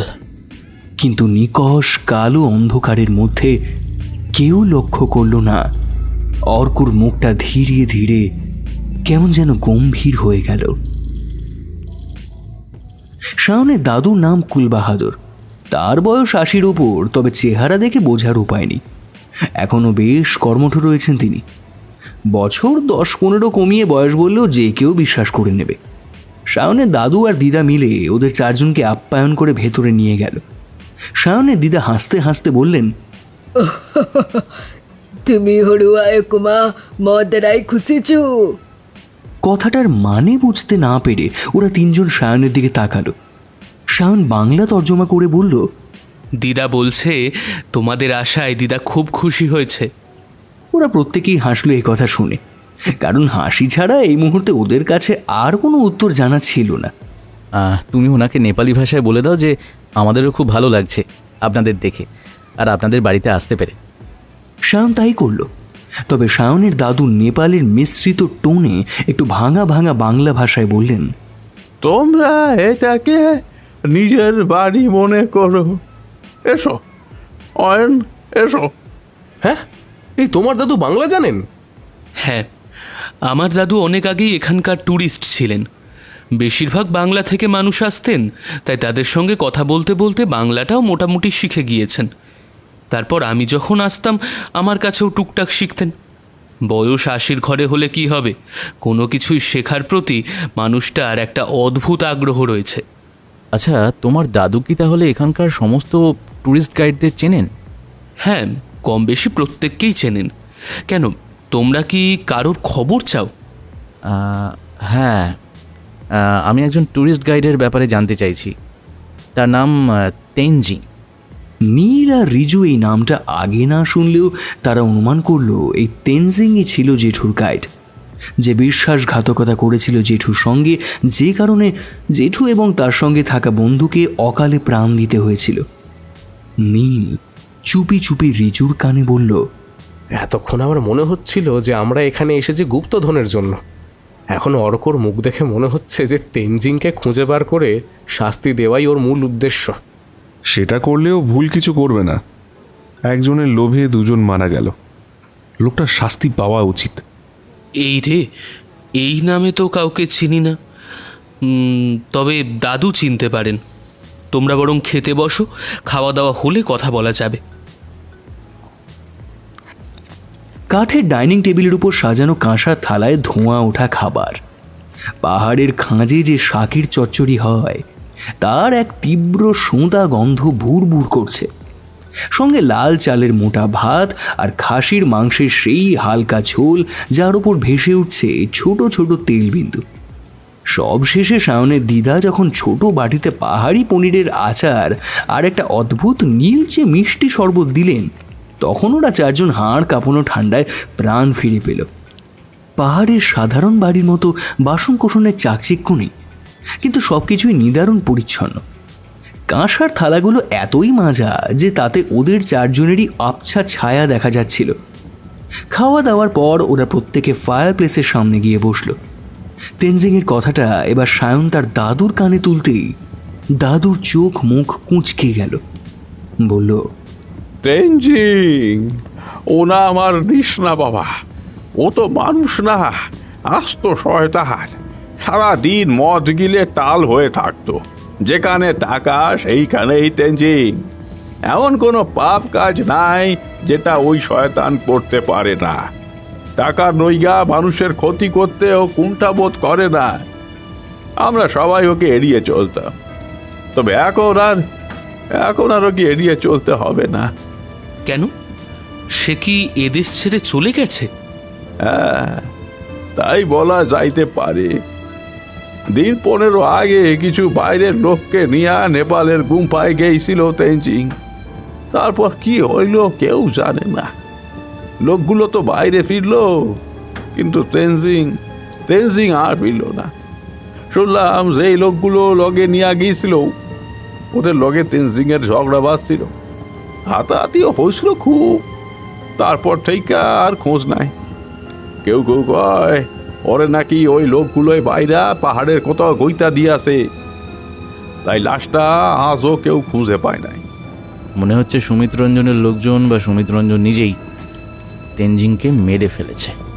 হ্যাঁ, জেঠু ঠিক জায়গায় গিয়েছে ভেবে জেঠুকে মেরে ফেলতে চেয়েছিল, কিন্তু যখন বুঝতে পেরেছে জায়গাটা ভুল, তখন ওকেই সরিয়ে দেওয়া হয়েছে। এভাবেই হয়তো মানুষ কর্মফল পায়। এই চুপ কর, এখন এটা আলোচনা করার জায়গা না। দাদু, প্রত্যেকটা জায়গার তো অনেক কিছু গল্প থাকে। আপনি তো এত ঘোরাঘুরি করেন, এখানকার কোনো গল্প বলুন না। গল্প শুনবে তোমরা? আচ্ছা, তাহলে একটা গল্প বলি। নাগ মাতার গল্প, খুব মজা লাগবে। হ্যাঁ। আচ্ছা, এটা কি সেই গল্পটা যেটা ছোট থেকে শুনে আসছি? হ্যাঁ রে, তুই তো ছোটবেলা থেকে এইসব গল্প শুনে আসিস, কিন্তু এরা তো কখনো শুনেনি, তাই ওদেরও শুনতে দে। সায়নের দাদু বলতে শুরু করলেন। কোথাও আটকে গেলে তিনি হিন্দি বা নেপালি ভাষায় বলতে থাকলেন। সায়ন সেটাকে বাংলা তর্জমা করে বাকিদের বলে দিল। আমার বাবা তিব্বতী পুঁথি আর তন্ত্র নিয়ে পড়াশোনা করেছিলেন। তার কাছ থেকে একটা লোককথা শুনেছিলাম। তোমাদের ওই প্রাচীন মনসামঙ্গল আছে না, তার কাহিনী। চাঁদ বণিক ছিল শিব ভক্ত, অন্যদিকে মনসা দেবী ও নিজের পুজো নিয়ে ছাড়বেন। সেই নিয়েই শুরু হলো দুজনের মধ্যে লড়াই। সব কটা পুত্রকে সাপে কাটার পর স্বর্গের নর্তকী উষা বেহুলা হয়ে জন্ম নিল মর্তে, আর স্বর্গের অনিরুদ্ধ জন্ম নিল লক্ষিন্দর হয়ে চাঁদের সপ্তম পুত্র হয়ে। নয়নের তারা এই সপ্তম পুত্রকেও বাসর রাতে দেবী মনসার সাপ পাঠিয়ে ছবল দিলেন। তখন বরের প্রাণ বাঁচাতে বেহুলা ভেলা নিয়ে বাংলা থেকে ভেসে চলল স্বর্গের পথে। তারপর বরের প্রাণ ফিরিয়ে আনলো, আর ফিরিয়ে আনলো ভাসুরদের প্রাণ। এক এক করে চাঁদ বণিকের হারিয়ে যাওয়া সব কিছু ফিরে পেল চাঁদ, আর বাম হাতে দেবী মনসাকে ফুল দিয়ে পুজো করলেন। তারপর দেবীর পুজো শুরু হলো এইভাবে। এ কাহিনী তো তোমরা জানো, কিন্তু এর সঙ্গে আমাদের এখানে একটি লোককথা আছে, তা হয়তো তোমাদের জানা নেই। বরকে বাঁচিয়ে নিয়ে বেহুলা যখন স্বর্গ থেকে মর্তে ফিরছে, তখন বেহুলার সেই বেহালায় ছিল দেবরাজ ইন্দ্রের দেওয়া নীলমণি। সেই মণি এতটাই উজ্জ্বল যে তাকে বাসুকি নাগের চোখের সঙ্গে তুলনা করা হতো। এই অলৌকিক নীলমণির এক অদ্ভুত ক্ষমতা ছিল। তা মানুষকে অমরত্ব দান করতে পারত, আবার সাধারণ মানুষকে পরিণত করতে পারত অসীম ক্ষমতাধর বিশেষ কিছুতে। তন্ত্রমতে এর প্রয়োগ করার জন্য এক কাপালিক তন্ত্র বলে বেহুলার ভেলা থেকে তা অদৃশ্য করে ফেলে আর নেপালের কোনো এক দুর্গম স্থানে সেটি লুকিয়ে রাখে। কিন্তু নাগমাতার অভিশাপে সেই তান্ত্রিক সেই মণির প্রয়োগ করতে পারেনি, তার আগেই তার মৃত্যু হয়। নেপালে কোথায় সেই মণি লুকিয়ে তা জানা যায়। কথিত আছে বিশেষ কোনো তিথিতে ওই মণি দৃশ্যমান হয়, কিন্তু সাধক ভিন্ন লোভী কেউ যদি সেখানে যায় তাহলে তার প্রাণ চলে যায়। এই যে তেনজিং এর কথা তোমরা বললে, শুনেছিলাম সেও নাকি এই নীলমণির পিছনে ছুটেছিল। অনেক বাইরের লোকেদের সঙ্গে সে কথাবার্তা বলা শুরু করেছিল এই মণি নিয়ে। আমার দৃঢ় বিশ্বাস মা তার পাপীকে শাস্তি দিয়েছেন। অনেক রাত হলো, এবার শুয়ে পড়ো, কাল আবার তোমাদের উঠতে হবে। হ্যাঁ অর্ক, তোমরা এসো আমার সঙ্গে, আমি তোমাদের ঘরগুলো দেখিয়ে দিই। তুমি আমাদের ঘরে শোবে না সায়ন? না, আসলে একটা ঘরের বিছানায় তোমাদের 3 জনের শোয়ারই ব্যবস্থা করেছি। আমি দাদু দিদার সাথে আজকে শুতাম, তবে রাতে কোনো ভয় পেলে আওয়াজ দিলেই হবে, আমি বাইরেই থাকবো। রাত প্রায় 1:45। সায়নের দাদুর বাড়ির দোতলার একটি ঘরের খাটে শুয়েছিল 3 বন্ধু, অর্ক, নীল আর রিজু। পাহাড়ি ঠান্ডার জন্য সকলেই গায়ে কম্বল নিয়েছিল। হঠাৎ নীলের ঘুমটা ভেঙে গেল। খাটের কাছে একটা খটখট আওয়াজ শুনে সজাগ হয়ে উঠল সে। হাতের ইশারা করে নীল ডাকল রিজুকে। অন্ধকারের মধ্যেও তারা দুজন বুঝতে পারল কেউ একজন চুপি সারে জানলা দিয়ে তাদের ঘরে ঢুকছে। লোকটার গোটা গা কালো পোশাকে ঢাকা। লোকটা খুব ধীরে ধীরে এগিয়ে যাচ্ছে তাদের ব্যাগের কাছে। এরপর অর্কর ব্যাগের কাছে গিয়ে লোকটা ব্যাগের চেন খুলতেই নীল আর রিজু খাট থেকে লাফিয়ে উঠে পেছন থেকে চাপটে ধরল লোকটাকে। কি ভেবেছিলিস আমরা ঘুমিয়ে পড়েছি? আমাদের না কলকাতা শহরে নিশাচর বলা হয়, জানিস তো? অতই সহজ। নীল বেঁচে থাকতে তার বন্ধুর ব্যাগ থেকে জিনিস হাতাবি? বলতে বলতে এক ঘুষি দিল নীল। তারপর রিজু লোকটার পেটে এক লাথি মেরে বলল, বল, কি করতে এসেছিলি সেখানে? চুরি? ঠিক সেই সময় পেছনের জানলা দিয়ে ভোজালি হাতে আরও দুজন এগিয়ে এসে রিজু আর নীলের মাথায় একটা লাঠির বাড়ি মারতে লাগলো, এবং অর্ক তখন সিনেমার হিরোর মতো উঠে সেই লাঠির আঘাতটা হাত দিয়ে ধরে নিল। এত সহজ নয় যে অর্ক থাকতে নীল আর রিজুর গায়ে হাত দিবি। লোক দুটো অর্কর হাতের মার খেয়ে আর্তনাদ করে মেঝেতে পড়ে গেল। অন্ধকারে ঘরের মধ্যে তখন সেই ঢেসুম ঢেসুম আওয়াজ। ঠিক তখনই সায়ন দরজা খুলে ভেতরে এসে ঘরের আলো জ্বালালো। কারা এরা? আমাদের বাড়িতে তো চোর আসে না। দাদু, দাদু! পকেট থেকে মোবাইল ফোনটা বার করে সায়ন পুলিশকে ফোন লাগালো। অন্যদিকে চিৎকার চেঁচামেচির শব্দে সায়নের দাদু ঘুম ভেঙে উপরে উঠে এলেন। ঘরের দৃশ্য দেখে তিনি একেবারে অবাক। বললেন, এইসব আমি কি দেখছি? তুমি হরু কারা? তারপর মুখোশ পরা মোটা লোকটাকে দেখে তার ভীষণ চেনা বলে মনে হলো। সায়নের দাদু লোকটার দিকে এগিয়ে গিয়ে বললেন, তেনজিং, তুই এখনো বেঁচে আছিস? আমরা তো সোচেছিলাম তুই মারা গেছিস। দাদুর কথা শুনে সায়ন লোকটার মুখ থেকে মুখোশটা খুলে দিল। এবার অবাক হওয়ার পালা অর্কদের। এই মোটা লোকটাই সেই লোকটা যে বিমানবন্দর থেকে এতটা রাস্তা তাদের পিছন পিছন এসেছে। সায়ন শুদ্ধ অবাক হয়ে বলল, আপনাকে আজ সকালে বিমানবন্দরে দেখেছিলাম না? আপনি তো আমাদের সঙ্গেই ফ্লাইটে এলেন। আপনি তেনজিং? হ্যাঁ হ্যাঁ, তিমি হরু তো তোকে কোনোদিনও দেখেনি, তাই চেনো না। এই সেই তেনজিং। ততক্ষণে স্থানীয় পুলিশরা এসে তেনজিং সহ তার আরও দুজন সাগরেদকে ধরে নিয়ে গেল। তেনজিংকে বহুবার জিজ্ঞেস করবার পরেও সে আর কারোর নাম করল না। সে শুধু জানালো অর্কর জেঠু অবিনাশের থেকে নীলমণির হদিশ পেয়ে লোভে পড়ে সে অর্কর পিছু নিয়েছিল আর নিজের মৃত্যুর মিথ্যা খবর রটিয়েছিল, যাতে নিজের কাজটা সে সহজভাবে করে দেশের বাইরে পালিয়ে যেতে পারে। তেনজিংয়ের কাছ থেকে আরও কয়েকটা মিথ্যে পরিচয়পত্র বের হলো যে পরিচয়পত্রগুলো দিয়ে সে বিভিন্ন দেশে অবাধে ঘোরাফেরা করত। পুলিশ অফিসার অর্কদের ধন্যবাদ দিলেন। এটা আমাদের কর্তব্য। শুধু দেখবেন এই লোকটা যেন আর কারোর ক্ষতি না করতে পারে। শুধু এর জন্যই 2টো জীবন চলে গেছে। এবং অফিসারের নাম্বারটাও চেয়ে নিল যাতে পরে সুবিধে হয়।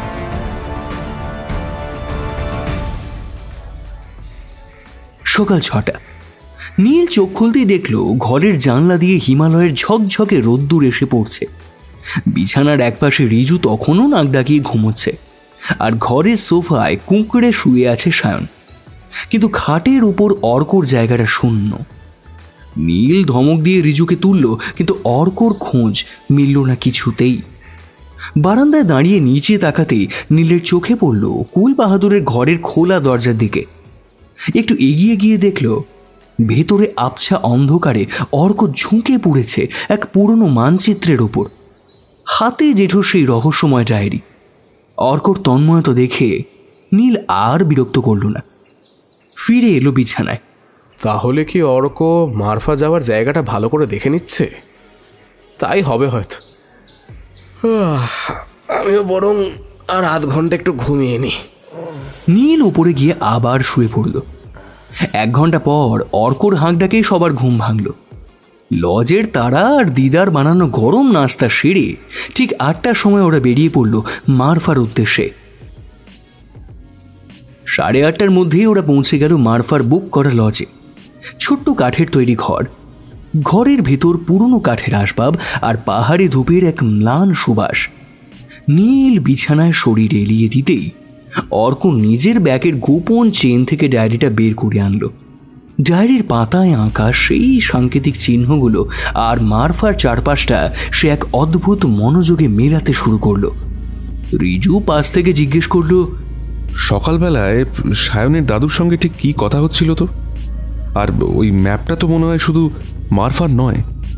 অর্ক গম্ভীর মুখে ডায়েরিটা টেবিলের উপর রাখল, বলল, দেখ, জায়গাটা যে মারফা সেটা নিশ্চিত, কিন্তু এই ডায়েরিতে জলের কাছাকাছি একটা গুহার উল্লেখ আছে, আর যার চারপাশে নাগের চিহ্ন।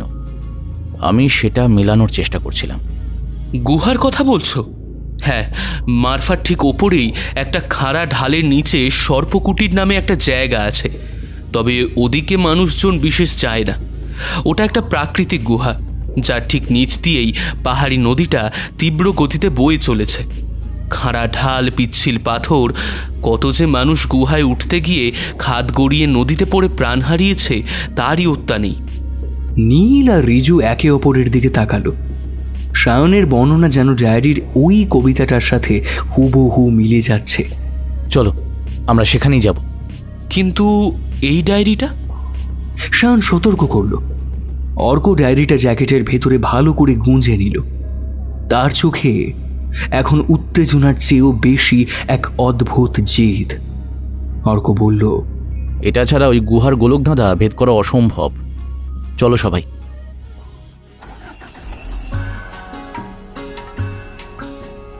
হোটেল থেকে বেরিয়ে বেশ কিছুটা জিপে যেতে যেতে মারফার প্রাকৃতিক সৌন্দর্য দেখে মুগ্ধ হয়ে যাচ্ছিল অর্ক আর তার 2 বন্ধু।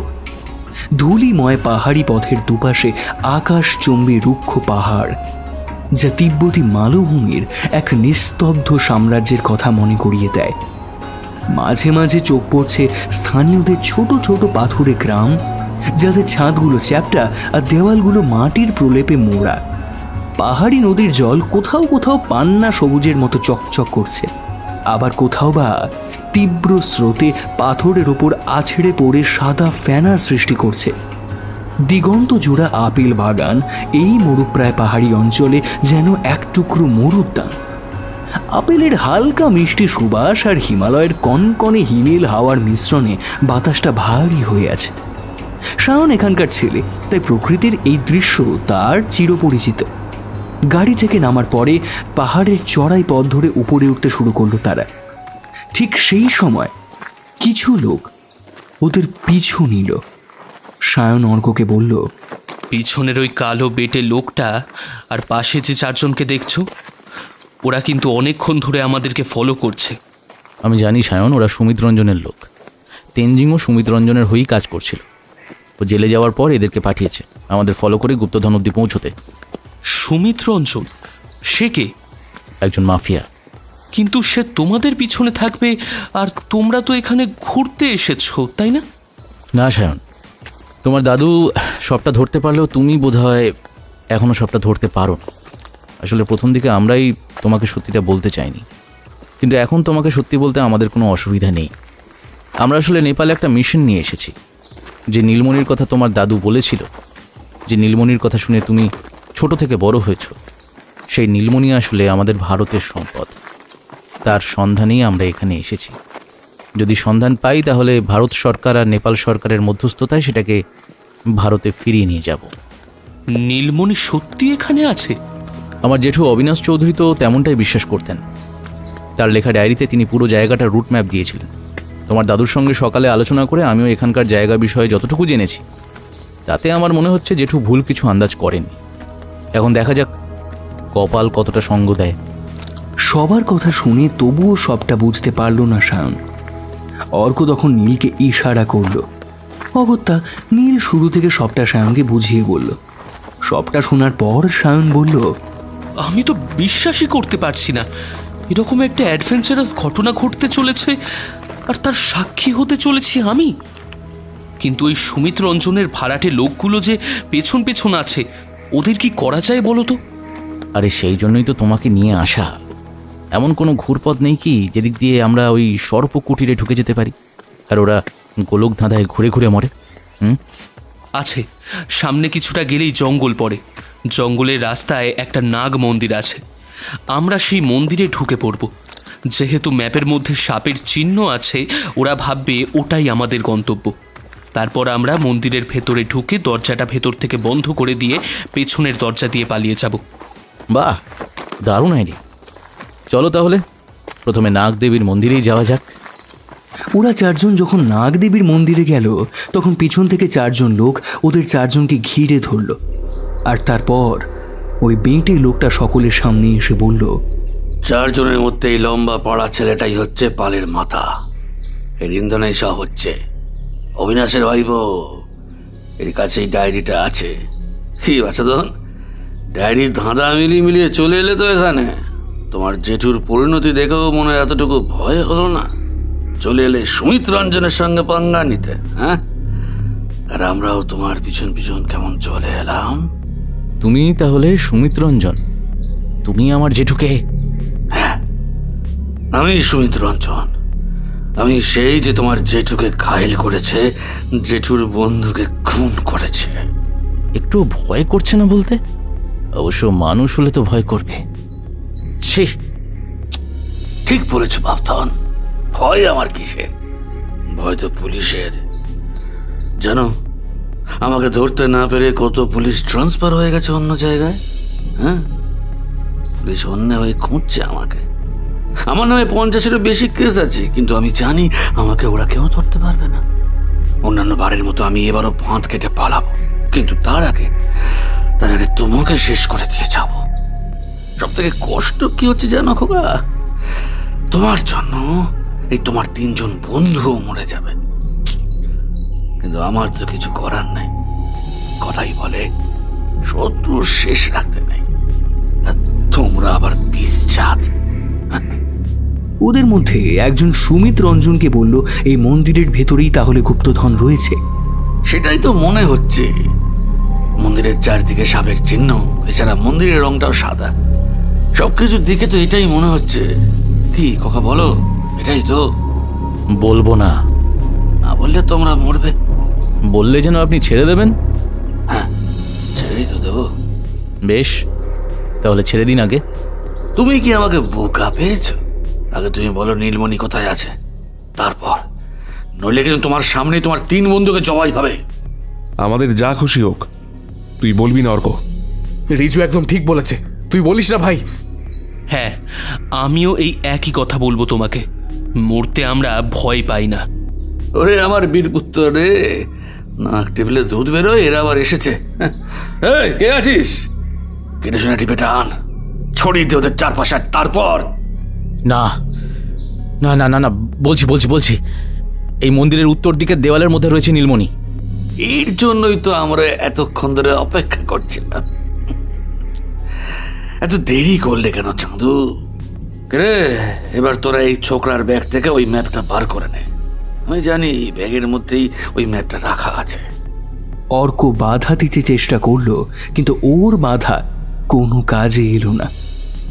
বেশ গোলগাল চেহারার গুন্ডা গোছের একজন ওর ব্যাগ থেকে ম্যাপটা বার করে নিল।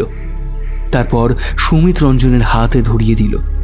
সুমিত রঞ্জন ম্যাপটা পড়ে বলল, মনে তো হচ্ছে এই ছোকরা এবার ঠিকই বলছে, কারণ কারণ ডায়েরিতে তো শুধু সাপের ছবি, আর এইটাই সেই নাগদেবীর মন্দির। কিন্তু উত্তর দিকটা বুঝলো কি করে? সেটুকু বুঝতে গেলে তো মাথায় খিলু থাকতে হয় নাকি? দেখো, নাগের পাশে উত্তর, দক্ষিণ, পূর্ব, পশ্চিমের চিহ্ন আছে, আর উত্তর দিকটাই লাল করে লেখা। আরে বাস, কি বুদ্ধি মাইনি! সত্যি বলছি, আমি ফ্যান হয়ে গেছি। কুৎসিত হাসতে লাগলো সুমিত রঞ্জন। তারপর লোকেদের বলল, এই, কে কোথায় আছিস? বন্দুক বার করে এই চারজনকে গুলি করে মেরে ফেল। কিন্তু তুমি তো বলেছিলে আমাদের ছেড়ে দেবে। ছেড়েই তো দেব, একদম আকাশে। বলেই হাসতে লাগলো সুমিত রঞ্জন। সেই বিচ্ছিরি হাসি, আশেপাশের গুন্ডাদের উঁচিয়ে ধরা বন্দুক, সব মিলিয়ে এক ভয়ের পরিবেশ তৈরি হয়েছে। কিন্তু এত ভয়ের মধ্যেও সুমিত রঞ্জনের বুদ্ধি দেখে অর্কুর হাসি পেল। লোকটা সত্যি মাথা মোটা, কিন্তু সে কোনো রকমে নিজের মুখের হাসি চেপে রাখল। রিজু বলল, তোমরা কিন্তু বেইমানি করছো। এদের থেকে বিশ্বাসের আশা করাটাই আমাদের ভুল রে রিজু। তোমরা কি ভেবেছিলে এভাবে সেন্টু দিয়ে আমাদের বলবে সবটা যখন জেনেই গেছো এবার আমাদের ছেড়ে দাও, আর আমরা তোমাদের কথায় বার খেয়ে তোমাদের ছেড়ে দেব, আর তোমরা তারপর এই সায়নের মাধ্যমে পুলিশকে খবর দিয়ে দাও, তারপর এই মনি আমাদের হাত থেকে চলে যাক, তাই তো? আবার হাসতে লাগলো সুমিত রঞ্জন। সুমিত রঞ্জন যে ওদের ছেড়ে দেবে না সেটা ওরা প্রত্যেকেই জানতো, তবু এতক্ষণ ধরে লোকটাকে ওরা কথার মার প্যাঁচে ঘোরাচ্ছিল, যাতে বাঁচার প্ল্যানটা ঠিক মতো এক্সিকিউট করতে পারে। সুমিত রঞ্জন যখন হাসছে তখন অর্ক ওর বন্ধুদের চোখের মাধ্যমে ইশারা করছে। সুমিত রঞ্জন হাসি থামিয়ে বলল, এতটাই বোকা ভাবো আমাদের? ওই দাঁড়িয়ে দেখছিস কি তোরা? গুলি কর! অর্ক দেখল চারদিক থেকে লোকগুলো ওদের গুলি করার জন্য প্রস্তুত হচ্ছে, অর্থাৎ এটাই উপযুক্ত সময়। সেটা বুঝে ওদেরকে ধরে রাখা গুন্ডাগুলোর পায়ে জোরসে লাথি মেরে ওরা চারজন পকেট থেকে বার করা লাল লঙ্কার গুঁড়ো ছড়িয়ে দিল সুমিত রঞ্জনের চোখে। এটা কি চোখ চলে যাচ্ছে কেন? কি এটা? আরে আরে ধরো দেয়। কিন্তু যতক্ষণে গুন্ডারা ওদের ধরবে ততক্ষণে ওরা চারজন মন্দিরের মধ্যে গিয়ে ঢুকল। মন্দিরে ঢোকার আগে সায়ন ছোঁ মেরে চিলের মতো ওই ডায়েরিটা সুমিত রঞ্জনের হাত থেকে কেড়ে নিল। তারপর মন্দিরের দরজা বন্ধ করে দিয়ে সায়নের পরিকল্পনা মতো মন্দিরের ভেতরের গেট দিয়ে বেরিয়ে গেল। তারপর ওরা ধরল মারফার সেই সর্পকুটিরের পথ। পথে যেতে যেতে অর্ক বলল, আচ্ছা, ওরা এখন কি করছে? কি মনে হয় রিজু? ওদের ঘটে বুদ্ধি থাকলে সাদা গ্রামটা যে মারফা বুঝতে পারত। আমার মনে হয় মন্দিরের বাইরেই দাঁড়িয়ে আছে এখনো হাদার মতো। আমার তো মনে হয় না রে, আমার মনে হচ্ছে ওরা মন্দিরের ভিতরে ঢুকে পড়েছে এতক্ষণে, আর সব জায়গায় তন্ন তন্ন করে খুঁজে চলেছে আমাদের। খুব সম্ভব, কারণ মন্দিরের ভেতরের দরজাটা সবাই জানে না। আমি খুব ছোটতে বাবার সঙ্গে এসেছিলাম বলে জানা ছিল। ওরা বাইরে থেকেই মন্দিরের গেটটা খোলার চেষ্টা করবে, আর ততক্ষণে পুলিশ ওদের কাছে পৌঁছে যাবে। আমি পুলিশকে অলরেডি মেসেজ করে দিয়েছি। সায়ন, তুমি একটা দারুণ কাজ করেছো। তাহলে হিসাব অনুযায়ী গত রাতে 3 জন আর আজকে 4 জন, মানে টোটাল 7 জন ধরা পড়ল। আচ্ছা নীল, তোকে জল আনতে বলেছিলাম, এনেছিলিস? হ্যাঁ রে, 4টে বোতল এনেছি, দাঁড়া দিচ্ছি। জলটা দিতে দিতে নীল লক্ষ্য করল রিজু কিছু একটা ভাবছে। কিরে, কি ভাবছিস? না, ভাবছিলাম ওই বেঁটে মোটা লোকটাই সুমিত রঞ্জন। ও এই সমস্ত কিছুর মাথা। চোখের মধ্যে শয়তানি থাকলেও লোকটাকে এতটা চালাক কিন্তু মনে হয় না। অবশ্য ধূর্ত সেটা বোঝা যায়। আচ্ছা, সত্যি এত সহজে কি লোকটাকে পুলিশে ধরতে পারবে? ছাড় তো ভাই, আমরা এখন অ্যাডভেঞ্চারে যাচ্ছি। এখন ওই সুমিত রঞ্জনের নাম আর নিস না, বাদ দে। বেশ কিছুক্ষণ পর ওরা চারজনে মিলে পৌঁছে গেল সর্বকুটিরে। সেখানে গিয়ে অর্ক পকেট থেকে ডায়েরিটা বের করতেই নীল ওর হাত থেকে ছোঁ মেরে সেটা নিয়ে নিল। দেখ, ম্যাপ অনুযায়ী সব নকশা কিন্তু মিলে গেছে। গুহার মুখে লতার চিহ্ন, পাশে জলাশয়, সবটা। নে, এবার ভেতরে যাওয়া যাক। হ্যাঁ চলো, কিন্তু আমার মনে হয় তোমরা তিনজনে ভেতরে ঢুকে পড়ো, আমি বাইরে থাকি। এমা, কেন সায়ন, তুমি আমাদের সঙ্গে ভেতরে যাবে না? তোমার কি ভিতরটা দেখার ইচ্ছে নেই? নীলমণির উদ্ধার অভিযানে তুমি আমাদের পাশে থাকলে, আর এখন এখান থেকে চলে যাবে? আসলে আমার ভয় করছে। পুলিশ কাকা আমাকে মেসেজ করেছেন ওখানে সুমিত রঞ্জনকে ধরা যায়নি, বাকি চারজন ধরা পড়েছে। আমার ভয় লাগছে ও যদি সত্যি সত্যি আমাদেরকে ফলো করে থাকে তাহলে সবার একসঙ্গে গুহায় ঢোকাটা উচিত হবে না।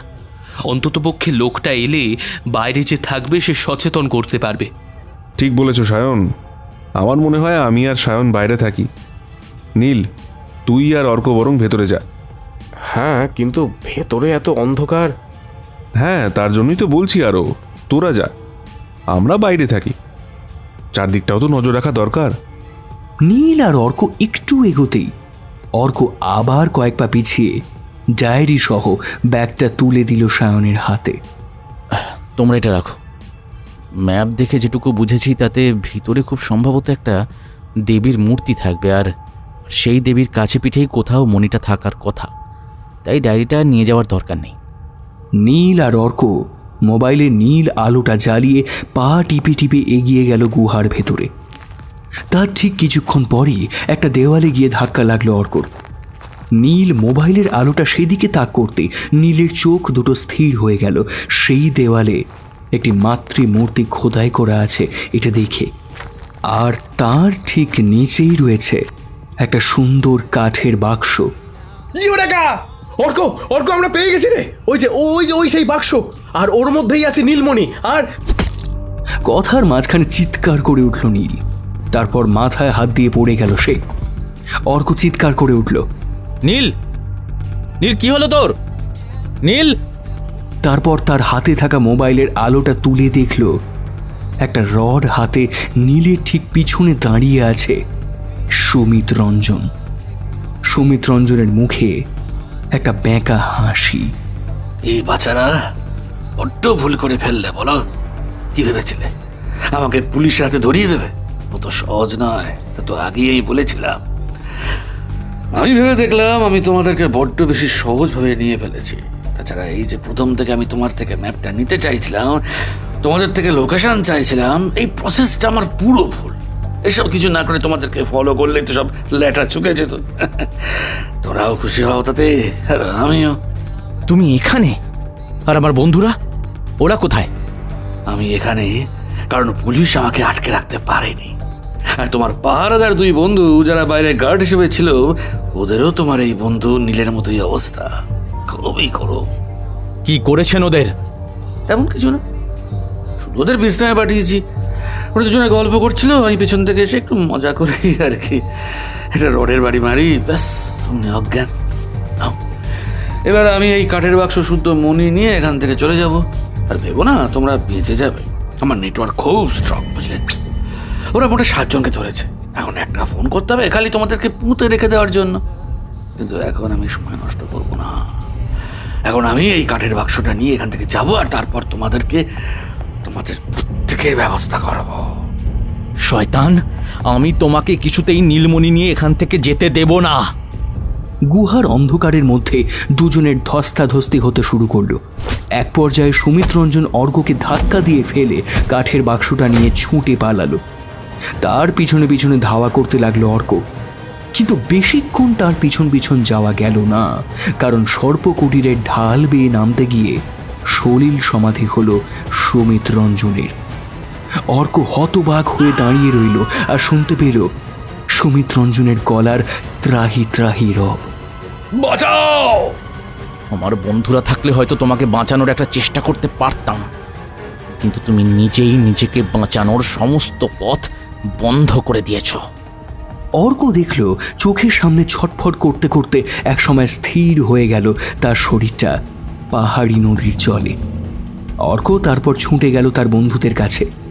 প্রত্যেকেই বেঁচে আছে, কিন্তু সাময়িকভাবে জ্ঞান হারিয়েছে দেখে স্বস্তির নিঃশ্বাস ছাড়ল অর্ক। সায়ন, রিজু, রিজু চোখ খোল। কি রে? এই, আরে চোখ খোল, দেখ দেখ আমি। সায়ন, রিজু। ব্যাগ থেকে বার করা জলের ফোঁটা বন্ধুদের চোখে মুখে ছিটাতে থাকলো অর্ক। কোনো রকমে টানতে টানতে নীলকেও গুহা থেকে বার করে আনলো। বেশ কয়েক মিনিট পরে তিনজনের জ্ঞান ফিরল প্রায় একসঙ্গে। তারপর অর্ক নিজের ব্যাগের সঙ্গে থাকা ফার্স্ট এড বক্স থেকে একটা ওষুধ, তুলো এই সমস্ত বার করে প্রত্যেকের মাথায় ব্যান্ডেজ করে দিল। একটু জল খেয়ে সুস্থ হওয়ার পর সায়ন জিজ্ঞেস করল, সুমিত রঞ্জন কোথায়? অর্ক হাত নিচের দিকে করে পাহাড়ি নদীর দিকে দেখালো। আর ওই কাঠের বাক্সটা যেখানে নীলমণি ছিল, ওটা ওটা কোথায়? গুহা থেকে এনেছো তুমি? সুমিত রঞ্জন ওই বাক্সটা নিয়ে পালাতে গিয়েছিল। ও শুধু বাক্সটার সলিল সমাধি হয়ে গিয়েছে। কি কি বলছো? আমি তো বিশ্বাস করতে পারছি না। নেপালের এত দামি একটা রত্ন। আমার বাক্সটা কোথায়? আমার বাক্সটা দেখেছো? দেখেছো? গুহার ভেতর থেকে আধ পাগলা একজন লোক মাথা চুলকোতে চুলকোতে বেরিয়ে এলো। লোকটার মাথা খারাপ। আমার বাক্সটা দেখেছ? কাঠের বাক্সটা, চিরুনি ছিল, চিরুনি। অর্ক হঠাৎ লোকটার কথা শুনে একেবারে হো হো করে হেসে উঠল। মাথাটা এর একেবারে খারাপ হয়ে গেছে বলে মনে হচ্ছে। সেটাই কি স্বাভাবিক নয় নীল? আমি আর তুই মানতে পারছি না। সায়ন নতুন, সেও সবটা জানবার পর মানতে পারছে না। আর অর্ক? না, নীলমণি আমাদের হাত থেকে হাতছাড়া হয়নি। এই কাঠের বাক্সে ওদের নীলমণি ছিল না, এটাই পাগলের ছিল। কি বলছিস তুই? হ্যাঁ, তোর মনে আছে ওই গুহার মধ্যে ঢোকার পর দেবী মূর্তিটা দেখে আমি একটু অবাক হয়ে গিয়েছিলাম? কারণ দেবী মূর্তিটা কোনো তান্ত্রিকের সাধনা করা দেবী মূর্তির মতো ছিল না। যেন মনে হচ্ছিল কেউ হাতে করে আঁকিবুকি টেনে দেবীর একটা অবয়ব করার চেষ্টা করেছে। আমার খুব অদ্ভুত লেগেছিল জানিস। যেটু ডায়েরিতে যে চিহ্ন ছিল তাতে মনে হয়েছিল মণিটা রক্ষা করার জন্য চারপাশে সর্পরক্ষিণীর মতো কিছু একটা থাকবে, কিন্তু সেরকম কিছুই আমি দেখতে পাইনি। তাই আমি অবাক হয়েছিলাম। এখন বুঝতে পারছি ওই বাক্সটা আসলে এই পাগলের। তাহলে নীলমণি এখনো এই সর্পকুটিরের মধ্যেই রয়েছে? না, নীলমণি মারফাতেই নেই, এই সর্পকুটিরেও নেই। আসলে সাদা গ্রাম বলে যেটাকে বলা হয়েছিল সেটা আসলে মারফা নয়। যেটু এই দর্থবোধকভাবে জিনিসটা লিখেছিল, যাতে আমরা গোল গোল করে ঘুরতে থাকি আর সুমিত রঞ্জনের হাতে জিনিসটা না পড়ে। সত্যি আমার জেঠু রীতিমতো জিনিয়াস ছিল, তার জন্য আজ গর্ব হচ্ছে। হেয়ালি না করে সবটা আমাদের খুলে বলতো অর্ক। বলছি। এখন দুশ্মন যখন শেষ, তাহলে তো ভয়ের আর কিছুই নেই। শোন তাহলে, তোর নিশ্চয়ই মনে আছে নীল, আমি আজ সকালে বেরোনোর আগে বেশ কিছুক্ষণ ধরে এখানকার ম্যাপ নিয়ে সায়নের দাদুর সঙ্গে গল্প করেছিলাম। এই মারফা নিয়ে তখন অনেক কিছু কথা হয়েছিল। সায়নের দাদুর মুখ থেকে তখন একটা কথা শুনেছিলাম জানিস। তখন বিষয়টাকে অতটা গুরুত্ব দিইনি, কিন্তু এখন সেটাকেই গুরুত্বপূর্ণ বলে মনে হচ্ছে আমার। ব্যাপারটা যখন দেখেছিলাম, ম্যাপটা যখন দেখছিলাম, তখন নানান রকম কথার মধ্যে দিয়ে আমি জানতে পারি নেপালের এক গ্রামের কথা। গ্রামটার নাম কার্বে। কথাটা তখন সাধারণভাবে শুনেছিলাম, তাই অতটা গুরুত্ব দিইনি, কিন্তু এখন এত সব কিছুর মধ্যে মনে হচ্ছে কার্বে হলো তিব্বতী ভাষায়, যার নাম সাদা।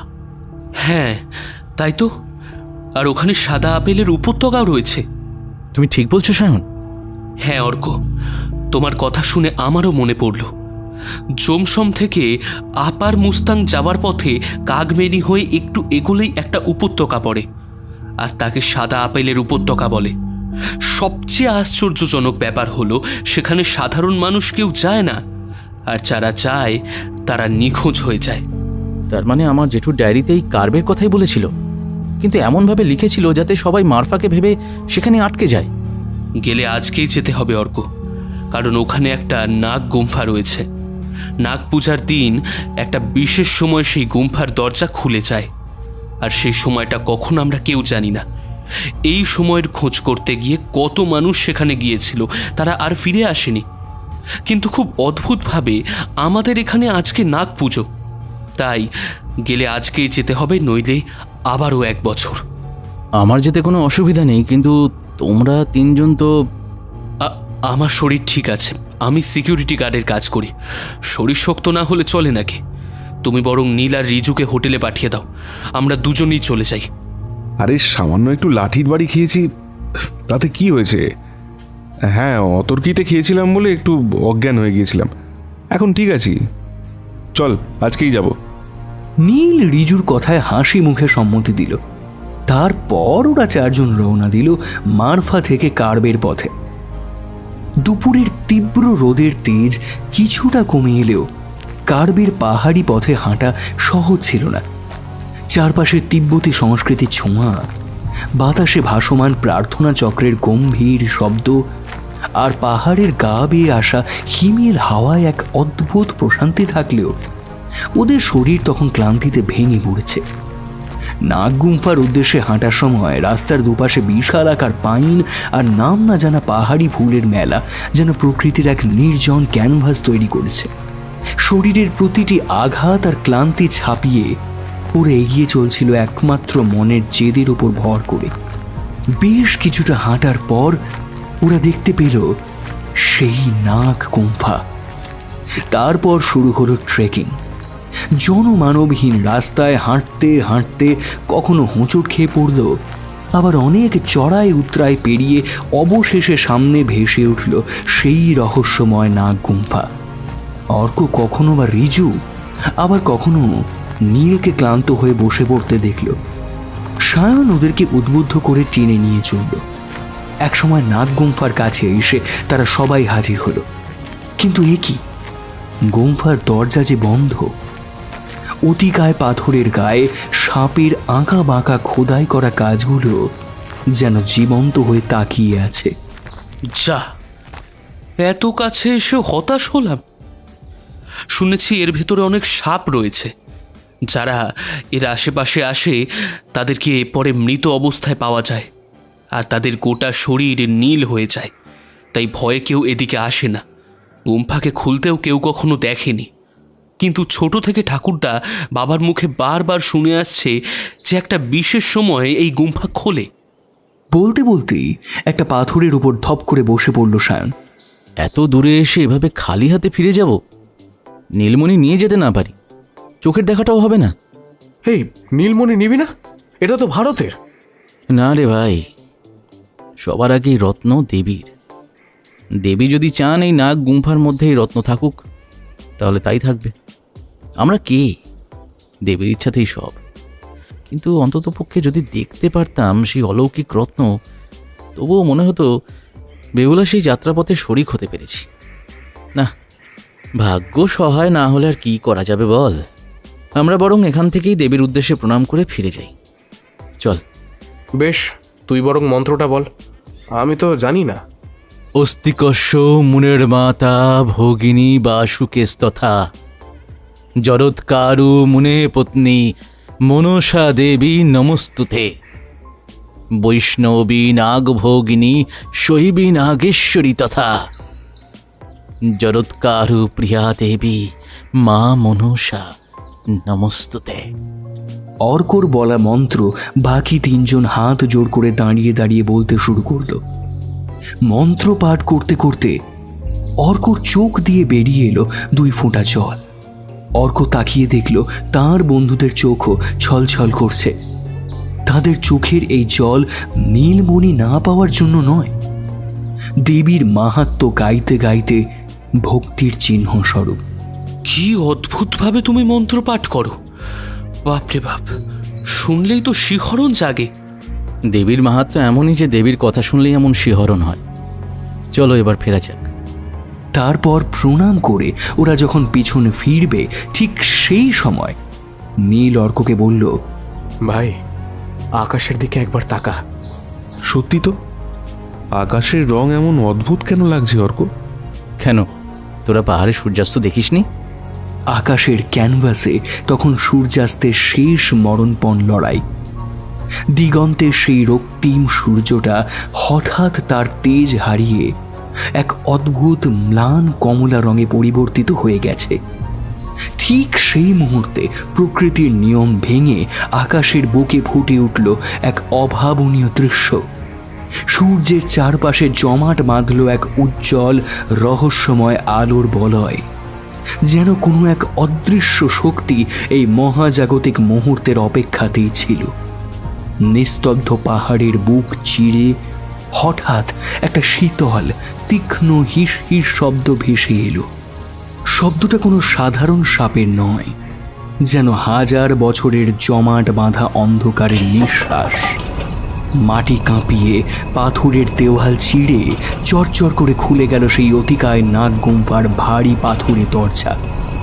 সেই অন্ধকার গহ্বরের বুক ছেড়ে মাটি ফুঁড়ে বেরিয়ে এলো নাগ দেবী। এক অপার্থিব দৃশ্যে কেঁপে উঠল ওদের শরীর। দেবীর চোখের মণি দুটো জ্বলজ্বল করছে অস্তগামী সূর্যের সেই কমলা আভার মতোই ভয়ঙ্কর উজ্জ্বলতায়।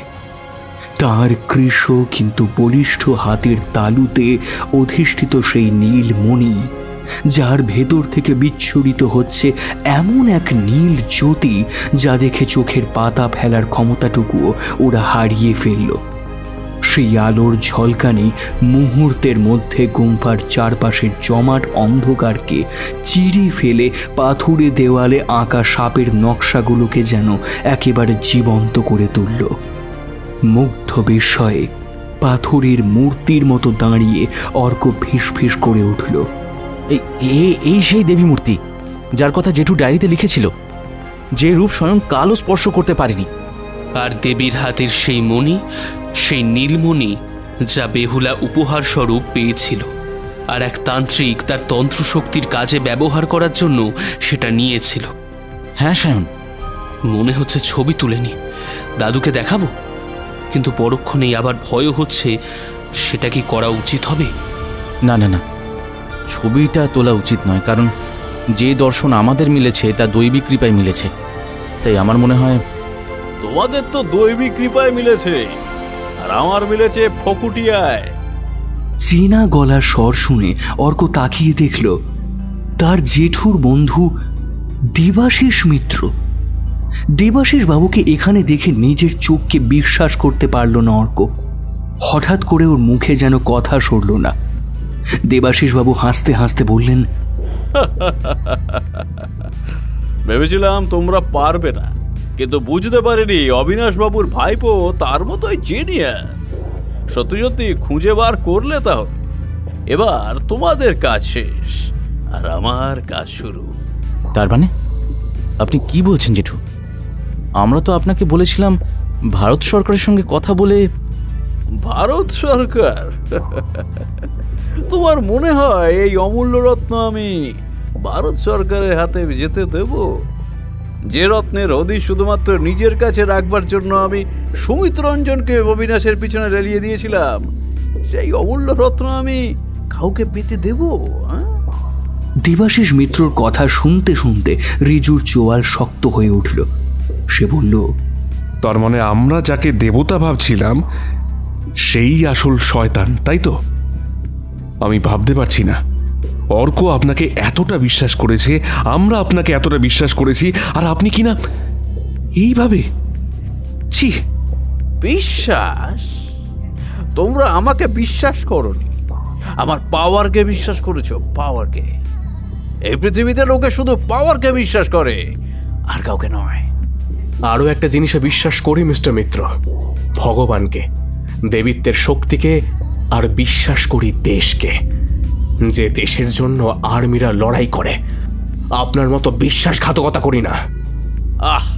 অনেক কথা বলে ফেলেছ, এবার তোমরা থামো তো, সরে যাও, আমি মণিটা নেব। প্রাণ থাকতে আমরা আপনাকে মণিটা দেব না। তাহলে তোমরা সবাই মরবে। পকেট থেকে রিভলভার বার করে শূন্যে ফায়ার করতে শুরু করলো দেবাশিস। ওরা চারজন ছত্রভঙ্গ হয়ে সরে গেল। সেই সুযোগে দেবাশিস ঢুকে গেল নাগ গুম্ফার মধ্যে। নীলমণির দিকে তাকিয়ে ওর চোখ দুটো জল জল করে উঠল লোভে। অর্ক এতক্ষণ যেন কাঠের পুতুলের মতো দাঁড়িয়েছিল। হঠাৎ তার মুখে কথা এলো, ভুলেও এই কাজ করবেন না। লোভের বশে ওই মণিতে হাত দিলে কিন্তু আপনার সর্বনাশ হবে। রাখো তোমার সর্বনাশ। দেবাশিস বাবু মত্তের মতো ঢুকে গেলেন গুম্ফার ভেতরে। গুম্ফার ভেতরের পরিবেশ বাইরের চেয়েও সম্পূর্ণ আলাদা। এক প্রাচীন শ্বাসরোধকারী নিস্তব্ধতা। ছাদের খাঁজ থেকে ঝুলে থাকা পাথরগুলো যেন কোনো দৈত্যের দাঁত, আর দেওয়ালের গায়ে 1000 বছরের পুরনো শ্যাওলা আর সাপের খোলসের অদ্ভুত গন্ধ। গুম্ফার কেন্দ্রস্থলে এক বিশাল পাথুরে বেদির ওপর রাখা ছিল সেই নীলমণি। মণিটি কোনো সাধারণ পাথর নয়, যেন জমাট বাঁধা এক টুকরো নীল আকাশ, যার ভেতর থেকে ঠিকরে বেরোচ্ছে এক অদ্ভুত ছায়াময় আলো। সেই আলোর বিচ্ছুরণে গুম্ফার চারপাশের পাথুরে দেওয়ালগুলোতে নাগের অসংখ্য অবয়ব জীবন্ত হয়ে নেচে উঠছে। দেবাশীষবাবুর চোখের মণিতে তখন লোভের দাউ দাউ আগুন। তিনি প্রায় ঝাঁপিয়ে পড়লেন মণিটির উপর, কিন্তু হাত বাড়াতেই ঘটল অঘটন। মণিটি স্পর্শ করার আগের মুহূর্তে গুম্ফার ভেতরটা কেঁপে উঠল এক প্রলয়ঙ্কর শব্দে। শান্ত নীলাভ আলো মুহূর্তের মধ্যে রক্তবর্ণ ধারণ করল, যেন পাথরটা রক্তক্ষরণ শুরু করেছে। দেবাশীষবাবুর আঙুল নীলমণিতে ঠেকতে একটা তীব্র বৈদ্যুতিক শক তার শরীরকে আষ্টে পৃষ্ঠে জড়িয়ে ধরল। তার মুখ দিয়ে বেরিয়ে এলো এক বীভৎস অমানবিক আর্তনাদ, যা গুম্ফার দেওয়ালে ধাক্কা খেয়ে প্রতিধ্বনিত হতে থাকলো চারিদিকে। ওরা বাইরে থেকে দেখল দেবাশীষবাবুর শরীরের হাড়গুলো যেন কোনো অদৃশ্য শক্তিতে ভেঙে চুরমার হয়ে যাচ্ছে। চামড়া কুঁচকে গিয়ে খসখসে হয়ে উঠছে, মেরুদণ্ড বেঁকে গিয়ে দীর্ঘতর হচ্ছে। মানুষরূপী সেই লোভী শয়তানটি চোখের পলকে রূপান্তরিত হলো এক বিশাল কুচকুচে কালো বিষধর সাপে। সেই সাপের চোখের মণিগুলো ছিল হুবহু দেবাশীষবাবুর মতোই, যা একই সাথে ক্রোধে, হতাশায়, লোভে আর যন্ত্রণায় স্থির হয়েছিল।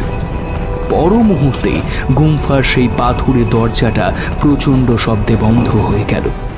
মনে হলো পাহাড়ের বুক চিড়ে কোনো অশরীরী শক্তি দরজাকে আষ্টে পৃষ্ঠে আঁকড়ে ধরল। চারপাশ আবার শান্ত, কোথাও কোনো সারা শব্দ নেই। শুধু সূর্যাস্তের শেষ ম্লান আলোয় পাহাড়ের চূড়াগুলো যেন স্তব্ধ হয়ে দাঁড়িয়েছিল। অর্ক পাথরের দরজায় হাত রেখে হাঁপাচ্ছিল। তার চোখের সামনে ভেসে উঠছে জেঠু সেই শেষ কথাগুলো।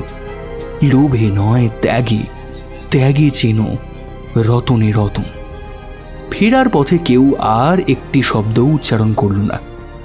পাহাড়ের শীতল হাওয়া যেন এখন অনেক বেশি পবিত্র, অনেক বেশি ভারমুক্ত। সায়ন একসময় দীর্ঘশ্বাস ফেলে বলল, নেপালে দেখার মতো আরো অনেক জায়গা আছে, চলো। আহা, আজ যা দেখলাম জন্ম জন্মান্তরেও ভুলব না। অর্ক একবার শেষবারের মতো ঘুরে তাকালো সেই অভিশপ্ত গুম্ফার দিকে। নীলমণি এখন আবার তার সেই চিরন্তন শান্ত নীলাভ আলোয় গুম্ফার গভীরে নিশ্চিন্তে শুয়ে আছে। লোভীর বিষ যেখানে শেষ হয়, সেখানেই শুরু হয় প্রকৃত শুদ্ধতা।